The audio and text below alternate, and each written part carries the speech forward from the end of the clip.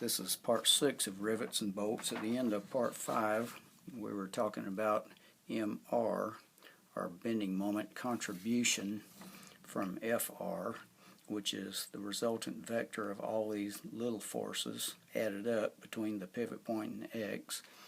We said MR equals x squared minus 2/3 x plus 1/9 over 1/9, all that in parentheses, times 25 pounds times x over 3 minus 1/9. So now let's make this a little easier to look at. Instead of saying all that over 1/9, let's get rid of that 1/9. We can multiply this top part above this line times 9, and we can multiply that 1/9 times 9, and that over that will still equal that over that, even though that's 9 times more and that's 9 times more. It's kind of like if you have 1/2, 1 over 2, and you multiply the top part times 9 and the bottom part times 9, you end up with 9/18. You still have a half. So let's multiply it out. 9 times x squared gives us, here we go, 9x squared. 9 times minus 2/3 x gives us minus 6x. 9 times 1/9 gives us 1. Okay, then we have the rest of the stuff. We just copy it down without changing it. 25 pounds times x over 3 minus 1/9. And that 1/9 on the bottom, 9 times that is 1, so we've got all this over a 1, so we just disregard that. Doesn't really matter now.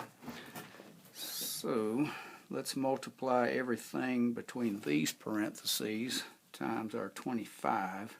Well, 9 times 25 is 225, and bring our x squared down to 225 times x squared. Minus 6x times 25 is minus 150x, plus 1 times 25 is plus 25. Then we just bring all that right back down there, x over 3 minus 1/9. Okay, now to get from here to here, what did we do? Yeah, we multiplied each thing times x over 3. 225x squared times x over 3 gives us 225 over 3. X squared times x, which is x cubed. Okay, negative 150x times x over 3. Well, 150 over 3 is 50, so negative 50. X times x is x squared. Okay, plus 25 times x over 3, so plus 25x over 3. Now we're multiplying all this times our negative 1/9 to get these numbers. So 225x squared times negative 1/9 is minus 225x squared over 9. Minus 150x times minus 1/9 is positive 150 over 9 times x. 25 times negative 1/9 is minus 25/9. So let's see what we have here. We bring this down. 225 divided by 3 is 75. So we have 75x cubed here. That's what that term equals. We have 225 over 9, which is, let's punch that out, 225 divided by 9 is 25. So we have negative 50x squared minus 25x squared, so that's negative 75x squared. Then we have 25x over 3 plus 150x over 9. Let's see what that is. 150 divided by 9 is 16 2/3. Let's store that. And we have 25 over 3. 25 divided by 3 is 8 1/3. So 8 1/3 plus 16 2/3 plus recall equals 25. So plus 25x. We got that from that one and that one. Okay, and then the last term, minus 25 over 9, we just bring it straight down. So that gives us MR, the bending moment contribution of all the forces between our pivot point and X, with that force vector FR representing all those little forces, is equal to that. Okay, we established earlier that M3 equals 25x minus 25 over 9. Let me see if I can find my paper showing that. Yeah, here we go. M3 is 25x minus 25 over 9. We got that by looking at our picture here. M3 is the bending moment contribution that is due to our F3 force. Well, F3 times that distance between F3 and X is, well, that distance from there to there is this whole distance minus this distance. Well, the whole distance is X. That distance is 1/9, so X minus 1/9 times our F3 force gives us the bending moment contribution of F3, so that's what M3 is. That's where we got that. M3 equals 25x minus 25/9, or 25 times parentheses x minus 1/9. Will give you that when you multiply it out.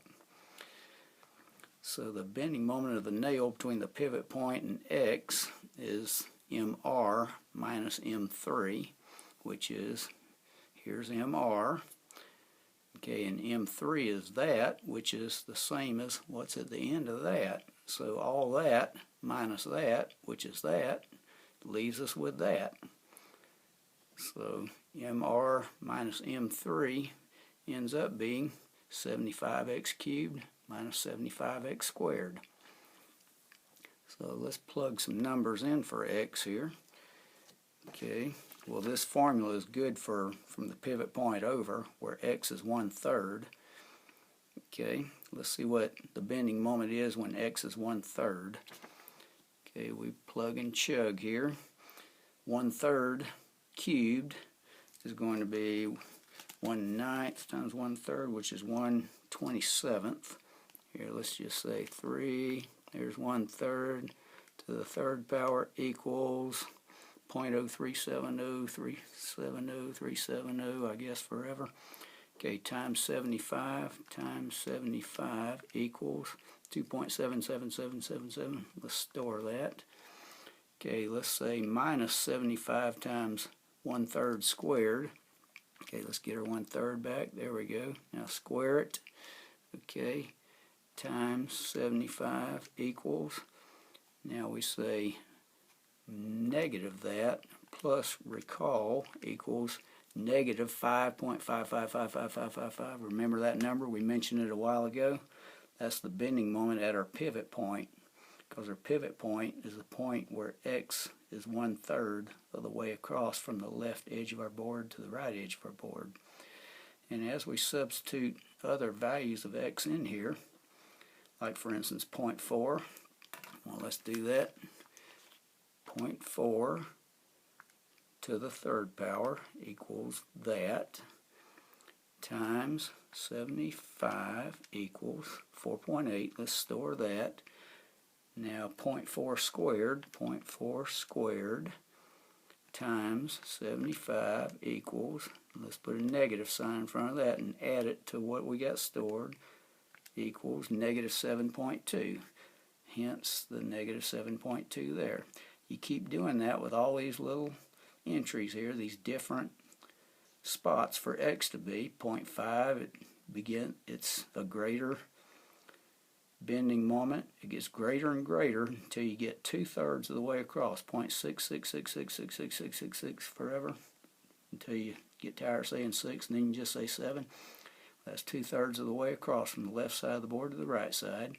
The bending moment maxes out there at 11.111111 inch-pounds. As you notice at 0.7, it starts to become less. Drops down to negative 11.025, and at 0.8 it's even less at 0.9, and then at 1.0 all the way to the right side of the board, the bending moment is back to 0.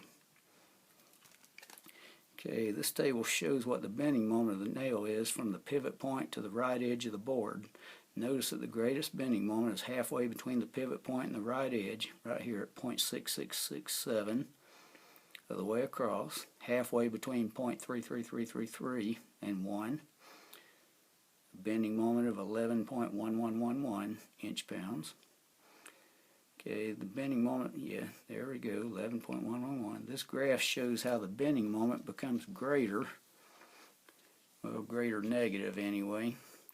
We don't really care if it's negative or positive. All we care about is whether or not our boat's going to bend.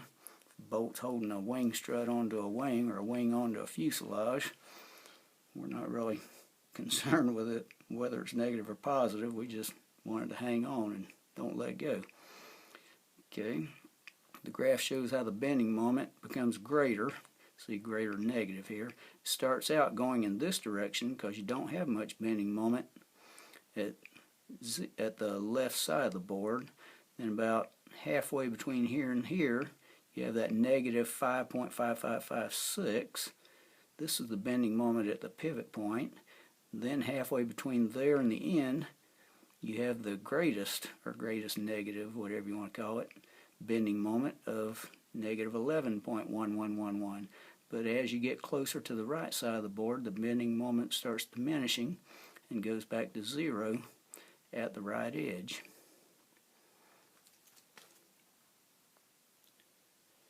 In part 7 of Rivets and Bolts, we'll talk about the bending moment of a nail that is in double shear. We just analyzed the bending moment of this nail going through two boards which were in single shear. But anyway, I'll give you a heads up. The bending moment is going to be greatest right in the middle of the middle board. You have this board pulling down on it. Okay, we're assuming it's pulling down just as much here on this end where the nail meets the wood as it is on this side of this thin board, because it's a double shear rivet and the stress is uniform all along here. So we can call this vector here, we can assume it's in the middle, and its moment arm is going to be from there to the middle of this board. But then we have this wood pushing up on the nail, just as in the single shear joint we had wood pushing up on the nail to the right of the pivot point. And even though this wood is pushing up on the nail here, this force is getting further and further away from our points of reference. If we look at this point, this point, this point, all these little points between here and the middle of the wood, these points get further and further away from F1, so F1's contribution to the bending moment becomes greater, and then this contribution starts kicking in too, but this is further away. But anyway, it's greatest right there in the middle of the middle board, but we don't have time to analyze that. We'll save that for part 7.